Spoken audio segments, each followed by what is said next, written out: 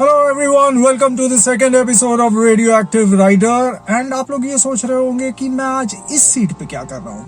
चला सफाई।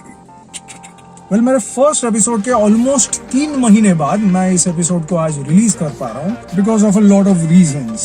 First of all, around the middle of the month of May, me and my parents, we all were affected with COVID. Definitely it was a very difficult time for us, but with God's grace we all are safe and out of danger. And during that period there was a lockdown in the state. In fact, अभी भी waste Bengal पूरी तरह से lockdown से बाहर नहीं आया है. Our state has been very cautious about this. यहाँ पे 15 days के बाद लॉकडाउन धीरे धीरे ईज आउट हो रहे हैं and it is definitely going to take some more time before things normalise out here. So while this lockdown was on around the mid of June, I had a couple of exams and I had a couple of exams again around the beginning of July. So yeah, pretty tight schedule and I'm really sorry that I could not bring out any more episodes during this period. जिसकी भरपाई हम करेंगे अभी with an Eid special. So since today is Eid, so happy Eid to everyone. I hope everyone is having a great time. और इसी के साथ अपने स्वच्छता अभियान को जारी रखते हुए हम बात करेंगे मुर्शिदाबाद के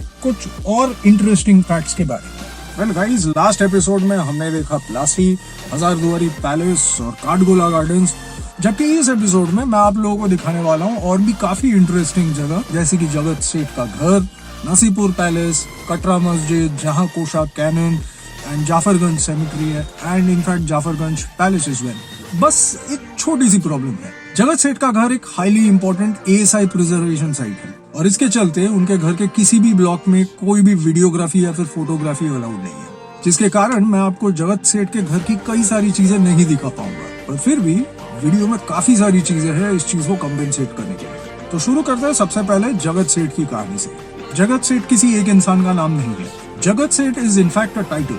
इनफैक्ट अर्ली 1700s में मानिकचंद बंगाल आए बिजनेस करने के लिए और इसी दौरान उन्होंने फ्रेंच, ब्रिटिश, लोकल नवाब सभी के साथ एक सॉलिड रिलेशनशिप बनाई. मुर्शिदाबाद के लोकल्स का ये मानना है कि मानिकचंद के पास इतना गोल्ड और सिल्वर था कि वो चाहते तो उसी गोल्ड और सिल्वर से भागीरथी के बीचों बीच एक चौड़ी सी दीवार खड़ी कर सकते थे. मानिकचंद के ठीक बाद ही आए उनके adopted son Fatehchand and Fatehchand was even far more intelligent और मानिकचंद के बिजनेस को फतेहचंद ने ऑलमोस्ट 30 टाइम्स ग्रो करवाया. इनफैक्ट फतेहचंद इतने रिच और पावरफुल बन गए कि एक टाइम पर उनको richest person of the world माना जाता था. इसीलिए उनका नाम पड़ा जगत Seth. Jagat Seth as in banker of the world. In fact वो बस बंगाल के नवाब्स को ही नहीं बल्कि वहाँ के लोकल फार्मर्स, ट्रेडर्स को भी लोन दिया करते थे. तो चलिए फिर देखते हैं आगे क्या है.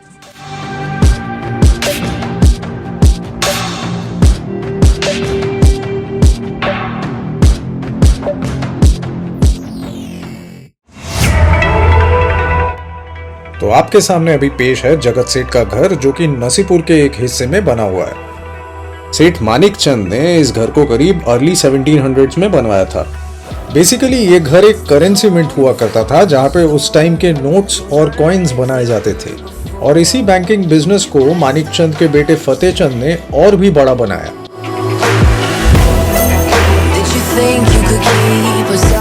खैर कोई बात नहीं, अगर मैं आप लोगों को जगत सेठ के घर की कई सारी चीजें नहीं दिखा पाया, मैं आप लोगों को ले चलता हूँ नसीपुर पैलेस, जहाँ का नजारा कुछ और ही था.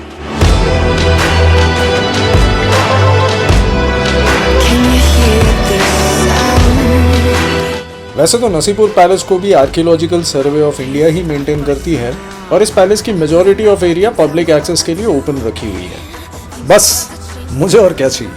मैं तो वैसे भी हिस्टोरिकल रूइंस और पुराने पैलेसेस के लिए पागल हूं और इस पैलेस की खूबसूरती का तो कोई जवाब ही नहीं. नसीपुर पैलेस बनवाया था राजा देवी सिंह ने, जो कि एक्चुअली सूर्यवंशी घराने से हैं. देवी सिंह करीब 1756 में मुर्शिदाबाद आए और फिर वो ब्रिटिश गवर्नमेंट के टैक्स कलेक्टर बने और उस वक्त बंगाल खाली इंडिया का ही नहीं पूरे वर्ल्ड का रिचेस्ट रेवेन्यू स्ट्रीम माना जाता था. बैटल ऑफ प्लासी में जगत सेठ की तरह ही देवी सिंह का रोल भी काफी इन्फ्लुएंशियल था. कहा जाता है कि देवी सिंह अपने टैक्स कलेक्शन के रूल्स को लेकर इतने स्ट्रिक्ट थे कि वो कई सारे डिफॉल्टर्स को अनऑथराइज्ड पनिशमेंट भी दिया करते थे और ये वही हैंगिंग रूम है जहाँ पे कई सारे डिफॉल्टर्स को इलीगली फांसी लगाई जाती थी. और इस बात को लेकर काफी कंट्रोवर्सी भी हुई थी और लोकल फार्मर्स ने काफी प्रोटेस्ट भी किया था. इवेंचुअली प्रेशर में आकर ब्रिटिश सरकार ने देवी सिंह को सारे अथॉरिटेटिव पोजीशंस से हटा दिया।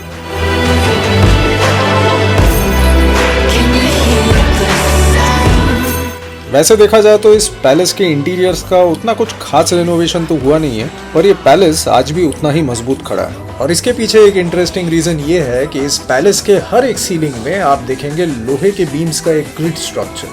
इस पैलेस का और एक मेजर अट्रैक्शन है इस पैलेस के ठीक बीच में बना हुआ एक रघुनाथ मंदिर, जो कि करीब 300 साल पुराना। इवन आज के दिन भी झूलन यात्रा फेस्टिवल के टाइम इस मंदिर में प्रॉपर सेलिब्रेशंस रखी जाती है। देवी सिंह ने इस पैलेस को हजारदुआरी पैलेस के रिफ्लेक्शन में बनाया तो जरूर था, पर काफी इनोसेंट लाइव्स को सैक्रिफाइस करके, और आखिरकार यही रीजन बना नासीपुर राज फैमिली के डाउनफॉल का। तो चलिए अब मैं आप लोगों को ले चलता हूं जाफरगंज। जाफरगंज यानी मीर जाफर के खानदान की जमीन।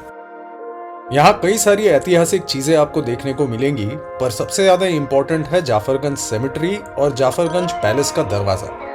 मीर जाफर के एंसेस्टर्स इंडिया आए थे इराक के नजाफ से, इसीलिए इनको नजाफी कहा जाता था। अगर मुर्शिदाबाद की हिस्ट्री देखी जाए तो हजारदुआरी पैलेस और निजामत इमाम बाड़ा, इन दोनों को ही मीर जाफर के फैमिली मेंबर्स ने बनवाया था। जाफरगंज सेमेट्री में आप देख पाएंगे मीर जाफर के कई सारे प्रोमिनेंट फैमिली मेंबर्स के कब्र। इनफैक्ट उनके फैमिली का अगर कोई सक्सेसर आज भी एक्सपायर करता है तो उन्हें यहीं पे दफनाया जाता है। अब इस सेमेट्री के बारे में मेरे पास तो खास इंफॉर्मेशन थी नहीं, तो मैंने हायर किया एक लोकल गाइड को। नवाब नाजिम হুমায়ুন হচ্ছে মির্জাফরের পঞ্চম পুরুষ। তিনি হাজারদুয়ারি বানিয়েছিলেন তার মালিকের সমাধি হুমায়ুন শাহ মির্জাফরের পঞ্চম বংশধর। 2 নম্বর সমাধি হুমায়ুন শাহর বাবা নাম ওয়ালা শাহ 3 বছর নবীতে ছিলেন 1821 থেকে 24। হাজারদুয়ারি উল্টো থেকে একটা সাদা রঙের বাড়ি পড়বে, বলা যায় ইমাম বাড়ি। তিনি তৈরি করেছিলেন ফরাইদুন শাহ। প্রথম দেখলাম ফার্স্ট হুমায়ুন শাহ, তার ছেলে ফরাইদুন শাহ। বাবা তৈরি গিয়েছিল হাজারদুয়ারি প্যালেস, ছেলে তৈরি গিয়েছিল ইমাম বাড়ি। এই সাদা মার্বেল এটা হচ্ছে নবাব মির্জাফরের কবর। দুই পাশে দুই কাকা, নেজাবি খান নেজাব খান, মাঝখানে একটা মির্জাফরের। সেকেন্ড লাইনে লেখা আছে নবাব মীর মোহাম্মদ জাফর খান। 1757 থেকে নবাব পেয়েছিলেন, 1765 সালে মারা গিয়েছিলেন। 8 বছর নবাবি করেছিলেন। মাঝখানে একটা মির্জাফরের কবর, দুই পাশে দুই কাকা। মির্জাফর মুর্শিদাবাদে 3খানা বিয়ে। প্রথম হচ্ছে সাহাখানা বেগম, মির্জাফরের প্রথম। আলীবর্দীন বনের সঙ্গে বিয়ে হয়েছে। প্রথম বইয়ের কবর মির্জাফরের। দ্বিতীয় বইয়ের কবর বাব্বু বেগমের কবর। মির্জাফরের দ্বিতীয় বইয়ের কবর বাব্বু বেগম, তৃতীয় মুন্নি বেগম দেখাবো লাস্টে। হলো 3 নম্বর বউ, নাম হচ্ছে মুন্নি বাই। আগে বাইজি ছিলেন, নাচ গান করতো। তখনকার দিনের ব্রিটিশ সরকারকে দিয়ে 90 লক্ষ টাকা দিয়ে দান করেছিলেন একটা স্কুল বানাবার জন্য, একটা মসজিদ। ভিতরে একটা মুন্নি বেগমের দুটো তৈরি করা। जाफरगंज सेमेट्री करीब 3.5 एकड़ की जमीन पर फैला हुआ है, और यहाँ आप देख सकते हैं कि मीर जाफर के 2 फैमिली मेंबर्स को रिसेंटली दफनाया गया है। सेमेट्री के ऑपोजिट साइड में ही आप देख पाएंगे जाफरगंज मस्जिद, जो कि यहाँ के लोकल्स आज भी यूज करते हैं। अब हम देखेंगे टूम्ब ऑफ अजीमुन्निसा बेगम। अजीमुन्निसा बेगम मुर्शिद कुली खान की बेटी थी और सिराजुद्दौला की बीवी। इस जगह पर एक्चुअली अजीमुन्निसा बेगम की हवेली हुआ करती थी और उनकी मस्जिद, और इनकी कब्र ठीक इस गार्डन की सीढ़ियों के नीचे ही है। स्ट्रेंजली इनके बारे में कई सारे रूमर्स कुछ ऐसे हैं कि ये अपने एक डिजीज को क्योर करने के लिए बच्चों के दिलों को खाया करती थी, पर ये कोई वेरीफाइड फैक्ट नहीं है। हमारी सोसाइटी में हम लोगों के बारे में कहानियां तो आसानी से बना लेते हैं, पर हम ये नहीं सोचते कि फ्यूचर में इन कहानियों का असर क्या होगा। कुछ ऐसी ही कहानी है मीर जाफर के पैलेस की। बैटल ऑफ प्लासी के बाद मीर जाफर को एक गद्दार घोषित कर दिया गया, और उसका असर मीर जाफर के प्रेजेंट जनरेशंस पर आज भी दिखता है। आपके सामने अभी है जाफरगंज पैलेस का दरवाजा, जो कि अनफॉर्चुनेटली और पॉपुलरली नमक हराम देवरी के नाम से जाना जाता है। कहते हैं कि बैटल ऑफ प्लासी के ठीक पहले मीर जाफर और ब्रिटिश फोर्सेस के विलियम वॉर्ड्स जाफरगंज पैलेस में ही मिले थे और सैडली इस इंसिडेंट का असर इनके आज के जनरेशन्स को भी भुगतना पड़ता है। अब मैं आपको दिखाऊंगा मुर्शिदाबाद का स्टार अट्रैक्शन जहां कोशा कैनन।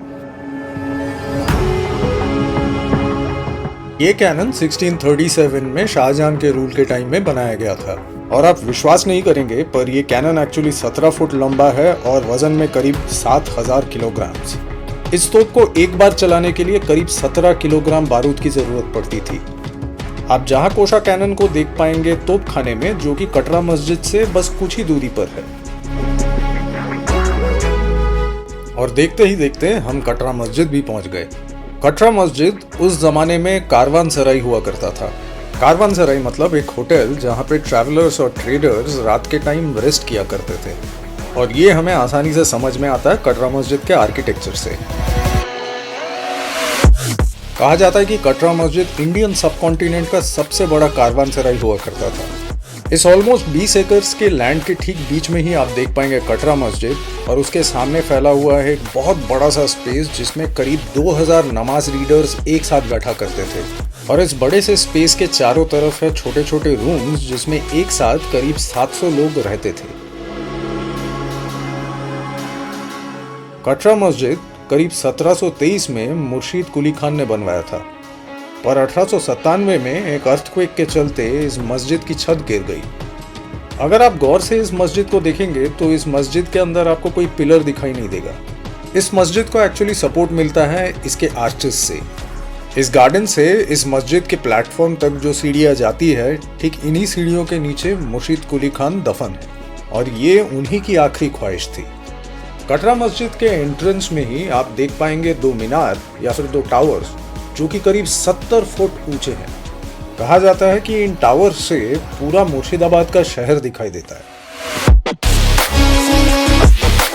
और देखिए, मुर्शिदाबाद को एक्सप्लोर करते हुए मेरे 2 दिन ऐसे ही बीत गए।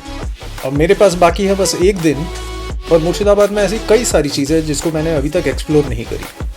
अब आज का दिन तो काफ़ी टायरिंग था ही, तो शायद से मैं कल ज़्यादातर रेस्ट ही लेने वाला हूँ। अब सिंस मुर्शिदाबाद की इतनी सारी हिस्टोरिकल बिल्डिंग्स ASI द्वारा प्रोटेक्टेड है, तो आई एम श्योर कि मुझे और एक बार मुर्शिदाबाद ज़रूर आना पड़ेगा और आप लोग भी यही चाहते हैं, है ना? अगले एपिसोड में मैं आपको दिखाने वाला हूँ मुर्शिदाबाद की सबसे खूबसूरत सनसेट और वो भी एक अमेजिंग जगह मोती झील में। इसके साथ ही हम जानेंगे कुछ और इंटरेस्टिंग फैक्ट्स अबाउट मोती झील मस्जिद, मोती झील पैलेस और इस खूबसूरत इको पार्क के बारे में।